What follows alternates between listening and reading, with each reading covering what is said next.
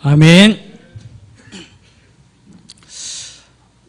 가끔 신앙생활 하시는 분들이 이런 질문을 합니다. 목사님, 복음이 무엇입니까? 라고 이렇게 질문을 던집니다. 혹시 질문해 보셨습니까? 그분이 복음이 무엇이냐라고 질문을 던질 때 정말 복음을 몰라서 질문했겠습니까? 복음은 그리스도이십니다. 차망, 제사장, 선지자를 얘기합니다. 그죠? 그걸 몰라서 질문한 게 아닙니다. 그죠? 그걸 아는데도 질문을 했다는 이유는 성경에 모든 문제 해결자 되신 그리스도가 내 인생의 모든 답인데 여전히 나한테 있는 문제와 갈등, 사건들은 끊이지 않고 일어난다는 얘기입니다. 그걸 보고 자기가 복음을 잘 모르나? 잘 못 누리고 있나? 라고 생각해서 던진 질문입니다. 그죠? 복음을 아는데 문제는 여전히 해결되지 않고 갈등은 계속되니까 복음으로 자기 자신을 돌아보게 됩니다. 내가 알고 있는 복음, 내가 하고 있는 기도, 내가 하고 있는 예배에 대해서 재점검을 합니다. 그래서 많은 분들이 복음을 듣다 보니까 지금까지 했던 나의 기도 제목들이 다 육신적인 것이구나 라고 이렇게 발견합니다. 그때 많은 분들이 기도 제목을 바꿉니다. 어떻게 바꿉니까? 하나님 복음 누리게 해주세요. 24시 기도가 되게 해주세요. 정시기도, 무시기도가 되게 해주세요 라고 기도 제목을 바꿉니다. 그 기도 제목을 바꾸고 보니까 그래도 응답은 안 되어집니다. 그죠? 기도 제목만 바꾸었을 뿐이지. 근데 사실은 응답된 겁니다.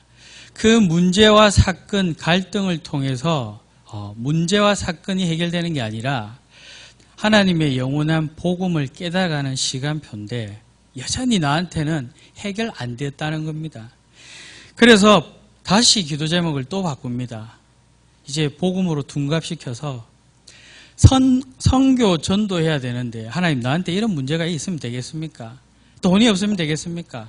내가 건강해야 세계복음 하러 가죠. 비행기도 타고 이렇게 바꿉니다.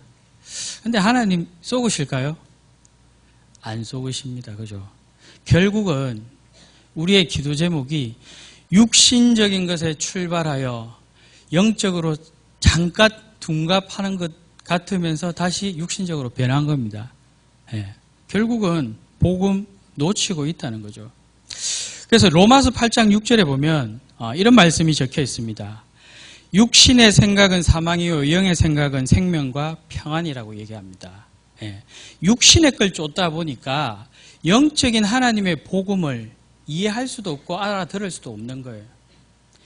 하나님이 그걸 허락하신 시간표는 그 완전한 복음을 우리가 아는 것에서 멈추지 않고 소유하게 만드신 하나님의 계획이 있다는 사실을 전혀 발견하지 못하는 겁니다. 본인의 입장에서 내가 복음을 지식적으로 알고 있으니까 모든 문제 해결되어야 되지 않냐는 겁니다.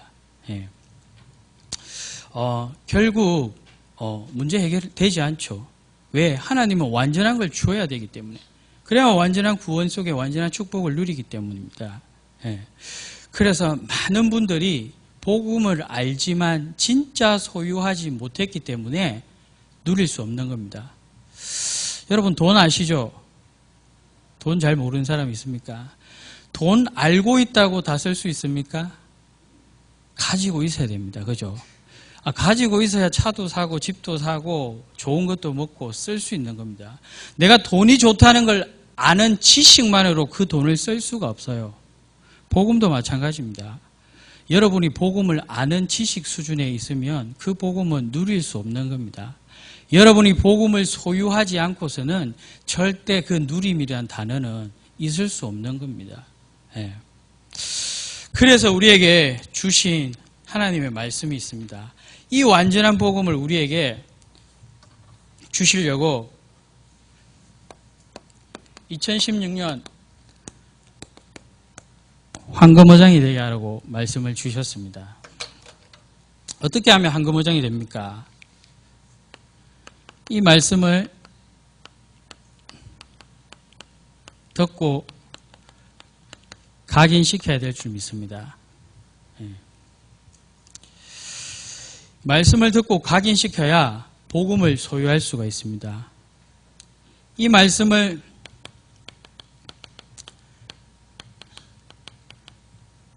실천할 때 우리 속에 이 복음이 뿌리 내릴 줄 믿습니다. 이 말씀을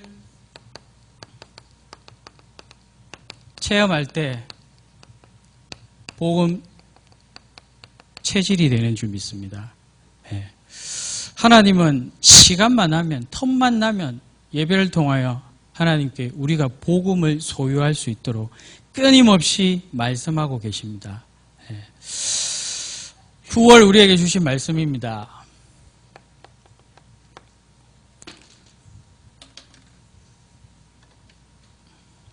교회를 살리라입니다.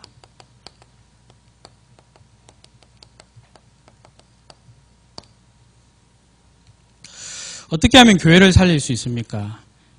갈보리산의 언약을 붙잡으시기 바랍니다.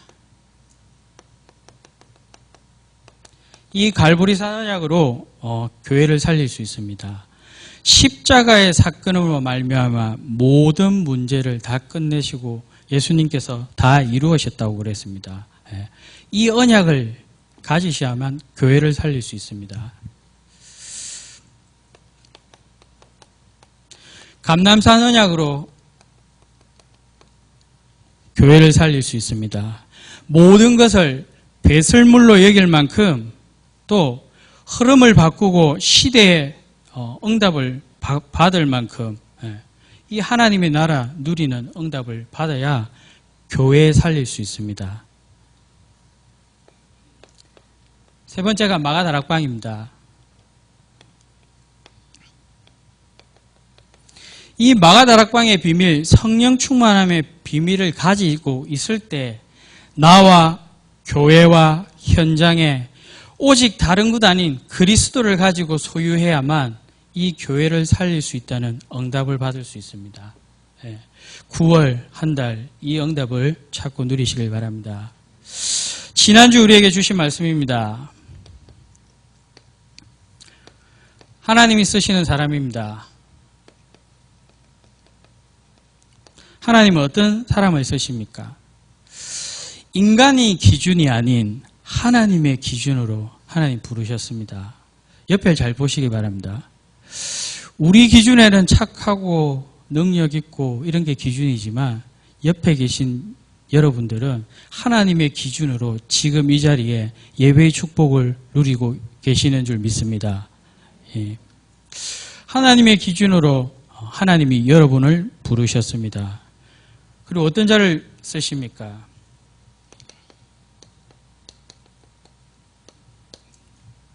준비된 자를 쓰십니다.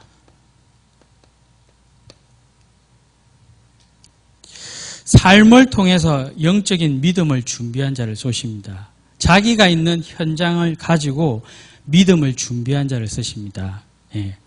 다윗이 돌 던질 때 내가 이 돌을 잘 던져서 골리앗의 이마에 정통으로 맞춰야 되겠다. 그러면서 돌 던진 연습을 한 게 아닙니다. 다윗은 양을 지키기 위해서 돌을 던졌습니다. 자기 삶을 통하여서 최선을 다했던 거죠. 그곳에서 찬양하고 기도하면서 영적인 준비를, 믿음을 준비를 했던 것입니다. 우리가 있는 현장에서 여러분들이 영적인 준비, 전문성의 준비를 하시길 바랍니다. 세 번째가 누구입니까? 무엇입니까?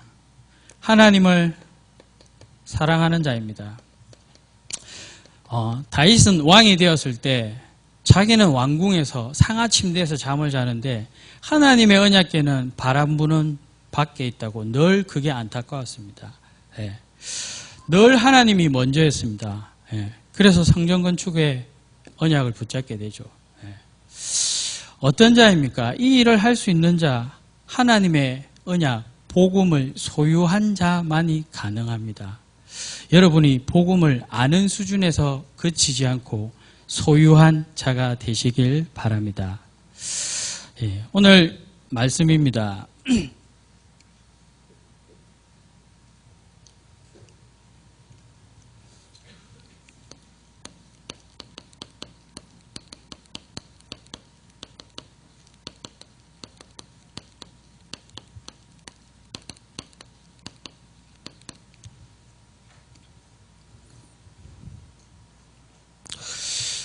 그리스도를 통한 믿음입니다.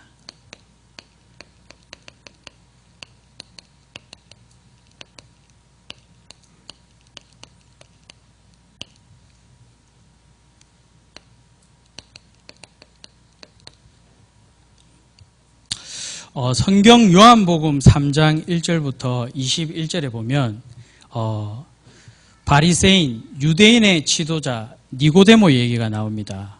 예. 이 니고데모가 밤에 예수님을 찾아가게 됩니다. 예. 그러면서 니고데모가 예수님께 하는 말이 하나님께로부터 오신 선생인 줄 내가 아는데 하나님과 함께 하시지 않으면 당신이 행하시는 이 표적을 아무도 할 수 없다고 얘기합니다. 쉽게 말해서 어떻게 하면 구원받느냐에 대해서 질문을 던집니다. 그런데 예수님이 이렇게 얘기합니다. 거듭나지 않고서는 절대 하나님 나라 갈 수 없다고 얘기합니다. 구원받을 수 없다고 얘기합니다. 예. 그때 니고데모가 이렇게 얘기합니다. 아니 사람이 다 컸는데 어떻게 다시 엄마 뱃속에 들어가서 다시 날 수 있겠느냐고 이렇게 얘기합니다. 예. 그러니까 예수님이 하시는 말씀이 물과 성령으로 거듭나지 않고서는 절대 구원받을 수 없다라고 얘기합니다. 근데 이 말을 종교 지도자 아주 똑똑한 유대인 니고데모가 못 알아들어요. 예.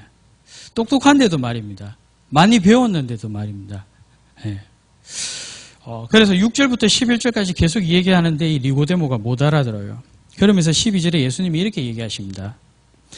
내가 땅의 일을 말하여도 내가 믿지 아니하거든 하물며 하늘의 일을 말하면 어떻게 믿겠느냐고 이렇게 얘기합니다. 예. 그러면서 13절에 예수님이 하늘에서 내려온 자 곧 인자 위에는 하늘에 올라갈 자가 없느니라라고 얘기합니다. 나를 통하지 않고는 하나님을 만날 수 없다는 겁니다. 예.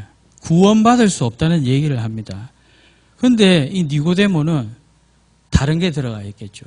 예. 다른 것으로 구원받는다고 생각했죠. 그래서 영적인 말씀을 못 알아듣는 겁니다. 그래서 14절에 모세가 광야에서 뱀을 든 것 같이 인자도 들려야 하리라. 이는 그를 믿는 자마다 영생을 얻게 하려 하심이라 라고 얘기하고 있습니다. 근데 니고데모가 21절까지 구원에 대해서 예수님이 계속 얘기하시는데 결국은 못 알아들어요. 예. 알아들을 수가 없습니다. 그래서 사람들의 가장 큰 실수입니다.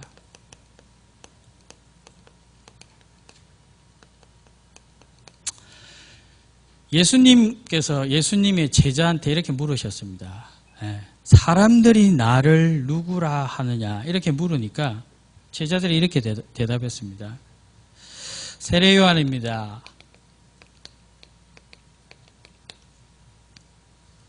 엘리야입니다. 예레미야나 선지자입니다.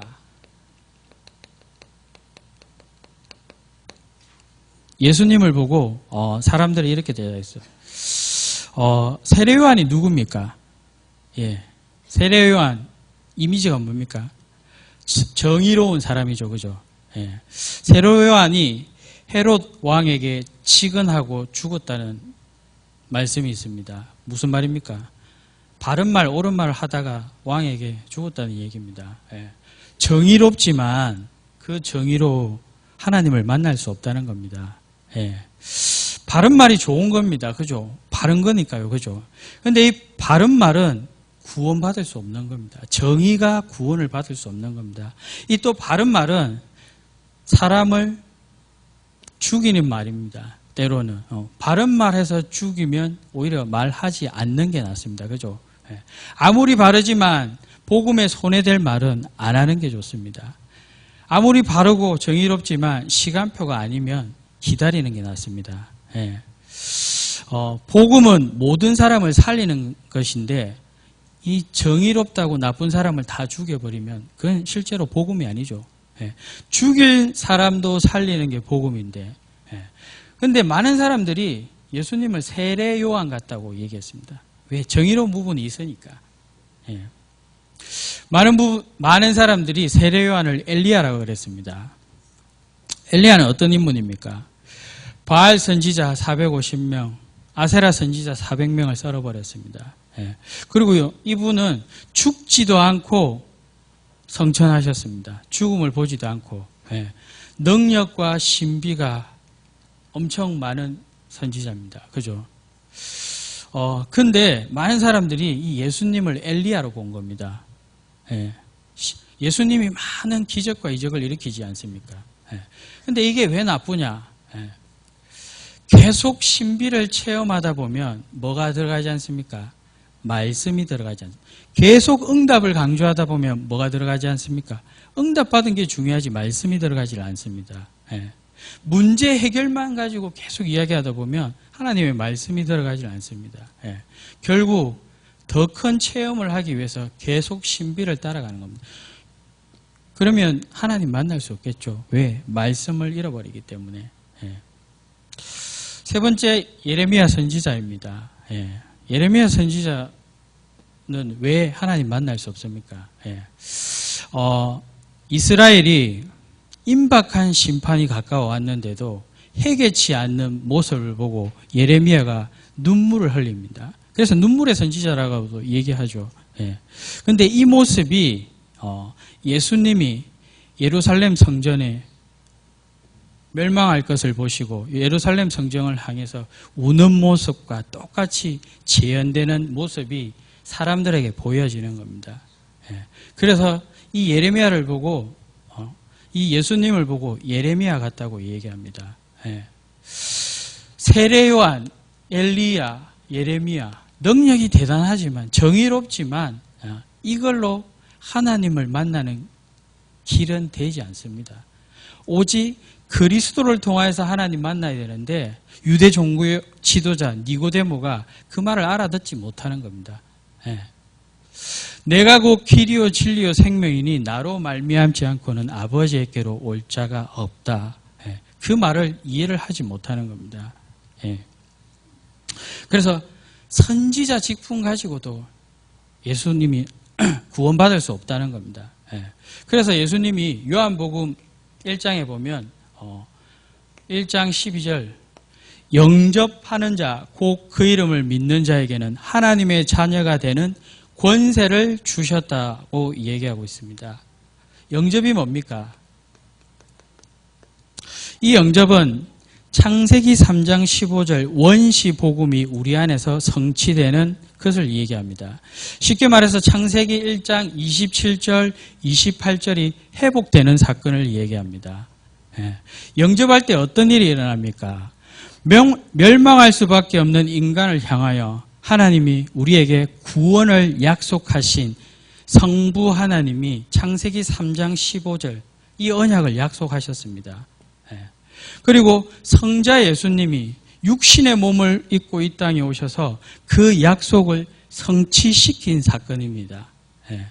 그리고 성령 하나님께서 지금도 우리 속에 계시면서 세상 끝날까지 항상 함께 계신다고 약속하신 것입니다. 이 성부, 성자, 성령 완전한 구원의 축복을 누리는 순간이 영접인 것입니다. 그래서 하나님이 요한복음 1장 12절에 이 말씀을 하세요. 완전한 구원, 오직 예수님을 통해서만 하나님 만날 수 있다고 그 구원을 설명하고 계십니다. 그러면서 요한복음 2장 1절부터 11절 보면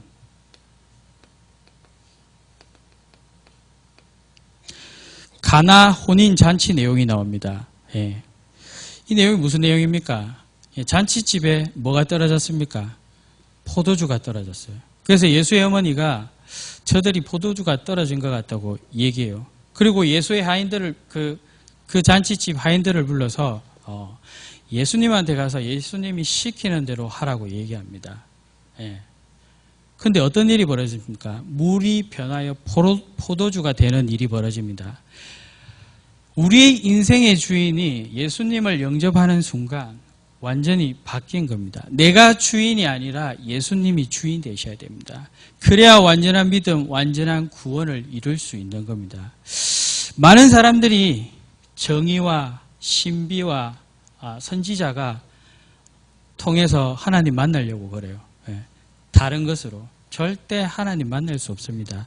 우리의 신앙생활이, 우리의 믿음이 그리스도 아니고서는 하나님을 볼 수 없다는 겁니다. 그래서 이 언약을 붙잡으셔야 되는 겁니다.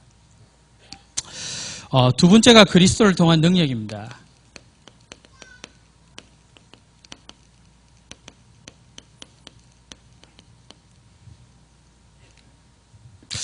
요한복음 6장 1절부터 12절 보면 오병이어의 기적의 내용이 나와 있습니다. 쉽게 말해서 보리떡 5개와 물고기 2마리로 5,000명을 먹이신 내용이 나옵니다.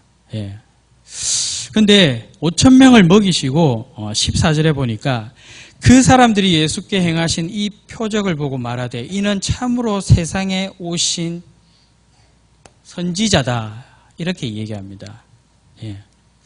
자기가 선지자로 온 것이 아닌데 선지자로 와서는 구원할 수 없는데 하나님을 너무 작게 본 겁니다. 예. 배불리 먹이려고 이 땅에 오신 게 아닌데 예. 의식주 문제하기 위해서 예수님이 이 땅에 오신 걸 아니라는 겁니다. 예. 제가 전도사 때 일이었습니다. 예. 신학교를 이렇게 편입하고 얼마 안 돼서 이제 교회에 처음으로 이렇게 사역을 하는데 그때 일어난 일입니다. 그때 왜 그랬는지는 모르겠는데 대신방을 보통 연초에 하는데 7월 초쯤 제 기억으로 한 것 같습니다. 예.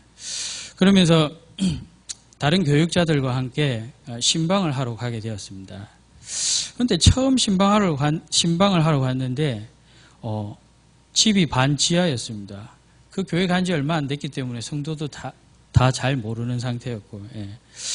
반지하였는데 너무 작아서 교육자들이 다 들어갈 수 없을 그런 협소한 곳이었습니다.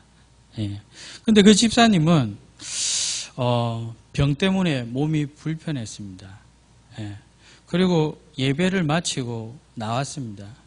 그런데 그날따라 또 간 집이 하우스였어요. 예. 하우스에 사시는 분 있잖아요. 그죠? 예. 그 다음 간 집은 멀쩡했는데 집에 그 족보가 좀 불편했어요. 보니까. 예. 가는 데마다 제 마음에 좀 힘들다 싶은 생각이 들 만큼 좀 어려운 집들이 많더라고요. 그리고 나서 대신방을 마치고 담임 목사님을 사택에 이렇게 모셔다 드리고 잠시 들어갔어요. 그러면서 담임 목사님 저한테 오늘 신방하면서 뭘 느꼈냐고 이렇게 질문을 하시는 겁니다. 근데 제가 생각도 않고 얘기를 했어요. 너무 낮에 힘들어가지고 성도들이 너무 가난하고 힘들게 삽니다. 이렇게 대답했어요. 생각도 하지 않고. 아차 싶은 거예요, 제가. 예. 그리고 나서 이제 집에 왔습니다. 집에 가고 다음날 아침에 또 신방을 해야 되지 않겠습니까? 대신방인데. 먼저 차에 이렇게 다른 교육자들한테 기다리고 있는데 목사님이 이렇게 오셨어요. 그러면서 저한테 얘기하시는 말씀이 이조선사는 가서 여름 성경학교 준비하라고 이렇게 얘기를 하시는 거예요. 예. 아차 싶은 거예요. 어제 잘못 얘기한 게 맞겠구나라고. 예. 생각을 좀 하고 얘기했어야 되는데. 예. 그래서 그 이후로 그 신방을 안 갔습니다. 대신방을 안 가고 여름 성경학교 준비를 열심히 했습니다. 그게 문제가 아니라 그러면서 제가 생각한 게 있습니다. 왜 하나님의 자녀가 이렇게 힘들게 살아야 될까? 반지하방, 여러분 아시죠? 섭하고, 예. 그게 질병까지, 그게까지 가족까지 힘든 그 상황 속에서 왜 하나님의 자녀가 이렇게 살아야 될까? 성경에는 하나님의 능력이 어마어마하다고 기록되어 있습니다.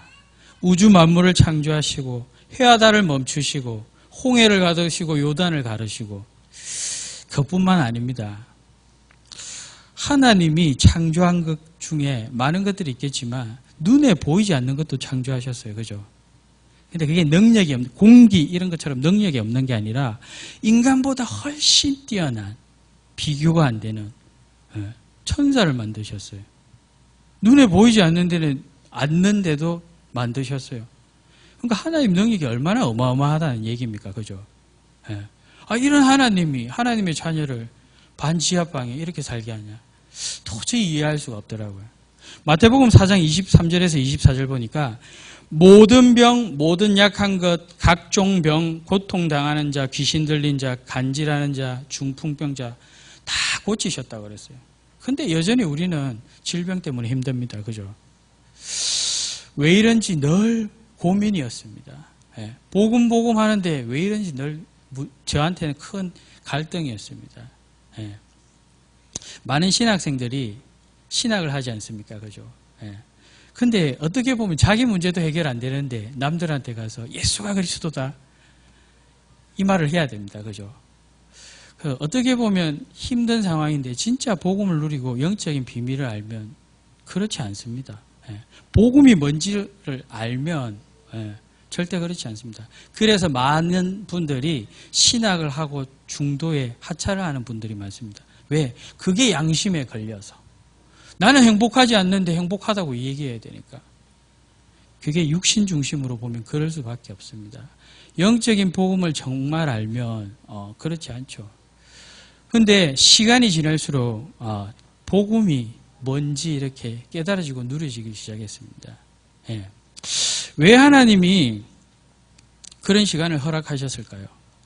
이 완전하고 영적인 축복을 먼저 가져야 되는데 가난해서 돈이 생기고 약해서 힘이 생기고 병든 자들이 고침을 받고 이렇게 되면 복음이 뭐냐고 물었을 때 병 낫는 게 복음이다. 돈 생기는 게 복음이다. 힘이 생기는 게 복음이다. 이렇게 얘기할 거 아닙니까? 진짜 복음을 다 육신적인 게 기준이 되어서 진짜 복음은 뭡니까? 바울이 빌립보서 3장 12절 보니까 비천에도 처할 줄 알고 풍부에도 처할 줄 알고 모든 일에 처할 줄 아는 일체의 비밀을 배웠다 그랬습니다. 그러면서 내게 능력 주시는 자 안에서 내가 모든 것을 할 수 있다라고 얘기했습니다. 이게 복음입니다. 복음은 가난한 것 때문에 영향력 받지 않습니다. 없는 것 때문에 영향력 받지 않습니다. 아픈 것 때문에 영향력 받지 않습니다. 진짜 복음을 알면 그게 나한테 영향 줄 수 없다는 걸 알게 됩니다. 그래서 요한복음 8장 32절에 이렇게 말씀되고 있습니다. 진리를 알지니 진리가 너희를 자유케 하리라. 그 진리가 뭡니까? 복음입니다. 복음 가지고 있는 자는 그 어떤 자도 막을 수 없는 겁니다. 우리의 환경, 우리의 처지, 우리의 형편에 묶여서 우리가 나약해질 수밖에 없는 게 아니라 그런 거와 상관없이 복음은 완전하다는 겁니다. 그걸 소유하기 전까지, 그게 무엇인지 깨달하기 전까지 하나님이 문제와 사건을 허락하신 겁니다. 그걸 알면 상관없을 만큼 내가 복음을 누리게 되면 그때부터는 그런 응답도 다 따라오겠죠. 그래서 이 그리스도를 알지 않고는 절대 그 능력을 체험할 수 없습니다. 아니 돈이 없으면 돈이 있어야 그게 능력이지. 근데 복음을 알고 그리스도를 아는 순간 하나님의 능력을 진짜 알아가게 됩니다. 역대상 29절, 11절, 12절 모든 부귀 영화가 누구의 손에? 하나님의 손에 있다는 걸 알게 됩니다. 근데 복음을 알아야 이걸 볼 수 있는 눈이 생긴다니까요. 하나님 능력이 아무리 대단하다 그래도 복음을 알지 못하면 그 능력이 보질 못해요. 내가 체험할 수 없습니다. 누릴 수 없습니다. 소유할 수 없습니다.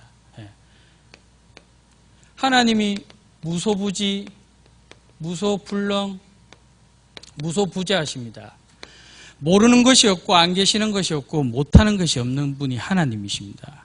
그런데 이걸 내가 지식으로, 학문으로, 철학으로 절대 이걸 증명해 보일 수가 없어요. 어떻게 증명합니까? 눈에 보이지 않는 완전한 천사까지 여러분들이 눈에 보이는 것도 땅의 일도 알아듣지 못하는 그 니고데모 아까 얘기 들었지 않습니까? 그리스도가 아니고서는 그리스도를 통하지 않고서는 하나님의 능력을 체험할 수 없다는 겁니다. 근데 능력을 어떻게 체험하려고 그럽니까? 눈에 보이는 돈, 명예, 물질로 계속 바로 체험하려고 합니다. 그건 제한적이고 한계가 있는 겁니다. 그래서 우리에게 복음을 주시기 위해서 복음을 통해서만 하나님이 모든 것을 알게끔 하나님의 능력을 알게끔 만들어 놓으신 겁니다. 결코 문제가 아니죠, 나한테. 그리고 진짜 하나님의 능력은 아무한테나 말씀하시지 않았습니다. 마태복음 16장 21절에 보면 진짜 하나님의 능력을 얘기하십니다. 마태복음 16장 21절이 무엇입니까? 많은 사람들이 건강하게 사는 것, 오래 사는 것, 또 최대한 잘 먹고 잘 사는 것, 이런 걸 얘기하는데 오히려 예수님은 진짜 비밀 하나님의 능력을 제자들에게만 얘기했는데 사람들이 가장 싫어하는 죽음을 얘기했어요. 이 제자들이 바로 알아듣습니까? 못 알아듣습니까? 잘 못 알아들어요. 여러분 생각을 해보십시오. 여러분이 어떤 일을 계획하고 그 일을 성취하는 데 있어서 만약에 누군가가 방해를 한다면 그 일을 할 수 있습니까? 없습니까? 걸림돌이 된다면 그 일이 지체되지 않습니까? 못할 수도 있지도 않습니까? 그런데 이 부분을 보시면 하나님의 능력이 나타납니다.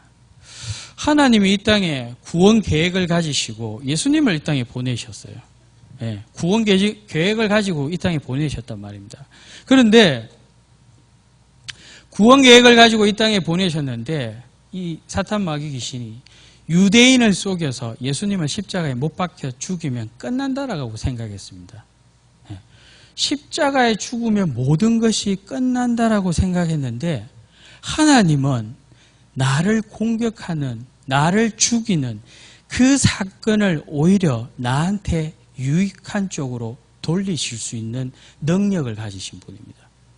그런 능력이 있습니까?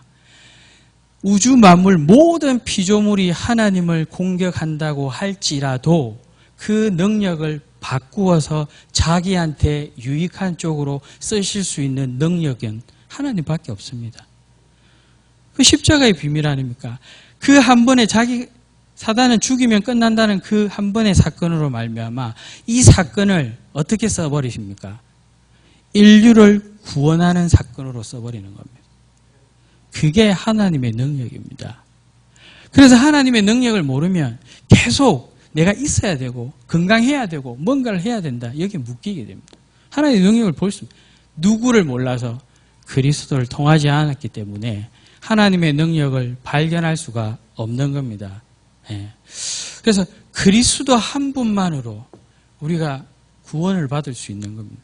그리스도 한 분만으로 진짜 하나님의 능력을 알 수 있는 겁니다. 성경 한 군데 읽어보겠습니다. 빌립보서 3장 8절부터 14절까지입니다. 바울이 대단한 걸 발견했죠. 어떤 내용이 적혀 있는지 한번 읽어보겠습니다. 빌립보서 3장 8절부터 14절입니다. 또한 모든 것을 해로 여기면 내 주 그리스도 예수를 아는 지식이 가장 고상하기 때문이라. 내가 그를 위하여 모든 것을 잃어버리고 배설물로 여기면 그리스도를 얻고 그 안에서 발견되려 함이니 내가 가진 의는 율법에서 난 것이 아니요 오직 그리스도를 믿음으로 말미암은 것이니 곧 믿음으로 하나님께로부터 난 의라. 내가 그리스도와 그 부활의 권능과 그 고난에 참여함은 알고자 하여 그의 죽으심을 본받아 어떻게 해서든지 죽은 자 가운데서 부활에 이르려 하노니 내가 이미 얻었다 함도 아니요 온전히 이루었다 함도 아니라 오직 내가 그리스도 예수께 잡힌 바 된 그것을 잡으려고 달려가노라. 형제들아 나는 아직 내가 잡은 줄로 여기지 아니하고 오직 한 일 즉 뒤에 있는 것을 잊어버리고 앞에 있는 것을 잡으려고 표대를 향하여 그리스도 예수 안에 하나님을 위해서 부르신 부름의 상을 위하여 달려가노라. 바울이 이걸 깨달았던 겁니다. 얻었다 했다고, 복음을 얻었다 했다고 말씀하고 계십니다. 그래서 그리스도를 아니고서는 절대 누릴 수가 없는 겁니다. 세 번째입니다. 그리스도를 통하지 않고서는 체험할 수 없는 겁니다. 그리스도를 진짜 통한 사람은 이런 고백을 했습니다. 시편 23편 1절부터 6절 한번 읽어보겠습니다.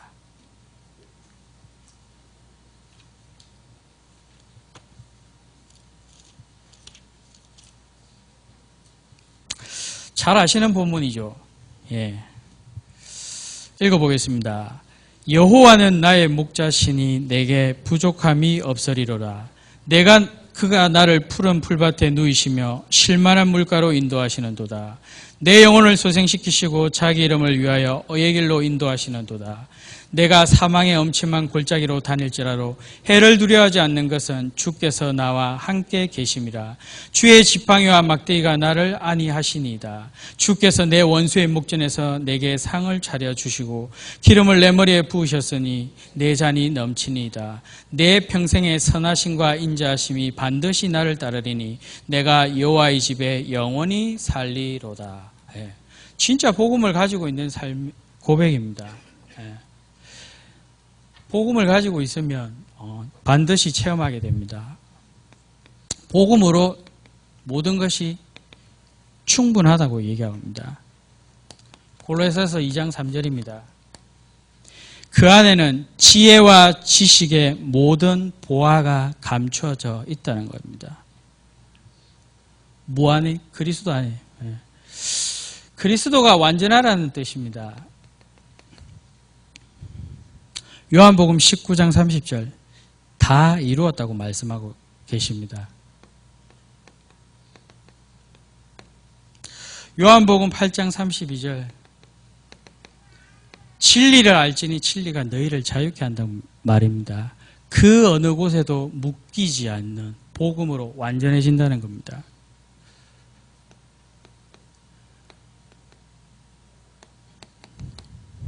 그리스도가 모든 것입니다.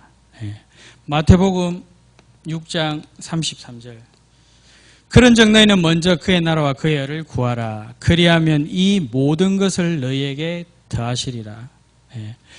요한복음 1장 3절에 보면 만물이 그로 말미암아 지은 바 되었으니 지은 것이 하나도 그가 없이는 된 것이 없느니라 그랬습니다.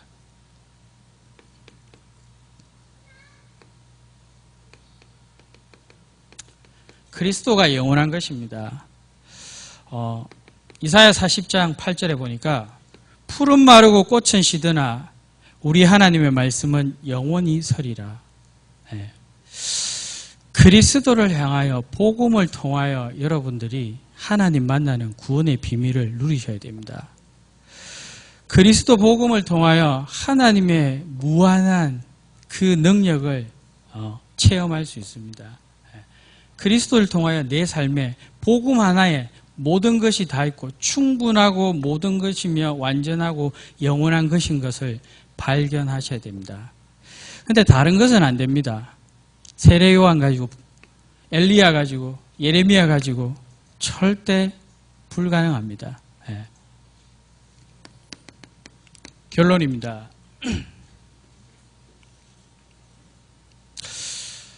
요한복음 20장 31절에 보니까 오직 이것을 기록하면 너희로 예수께서 하나님의 아들 그리스도이심을 믿게 하려 하며 또 너희로 믿고 그 이름을 힘입어 생명을 얻게 하려 함이라고 적혀 있습니다.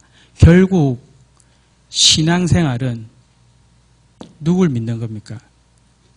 그리스도를 믿는 겁니다. 이게 신앙생활인 줄 믿습니다. 요한복음 6장 29절 예수께서 대답하여 이르시되 하나님께서 보내신 이를 믿는 것이 하나님 일이니라. 하나님 일이 뭡니까? 우리가 그리스도를 믿는 겁니다. 요한복음 6장 40절입니다.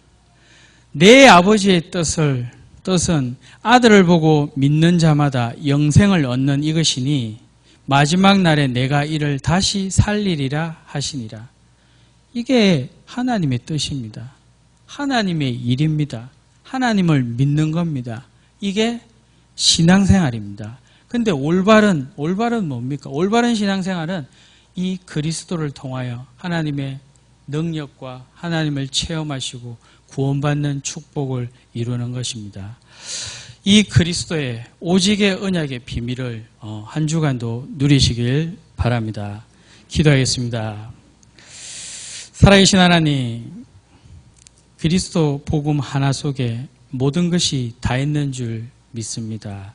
이 비밀 가지고 그 어떤 곳에서도 묶이지 않고 자유함을 누리며 하나님의 뜻과 계획을 이루어가는 영광의 모든 성도들 될 수 있도록 한 주간도 성령 충만 주시옵소서. 예수 그리스도 이름으로 기도합나이다. 아멘. 옆에 계신 분과 1분씩만 포럼하도록 하겠습니다.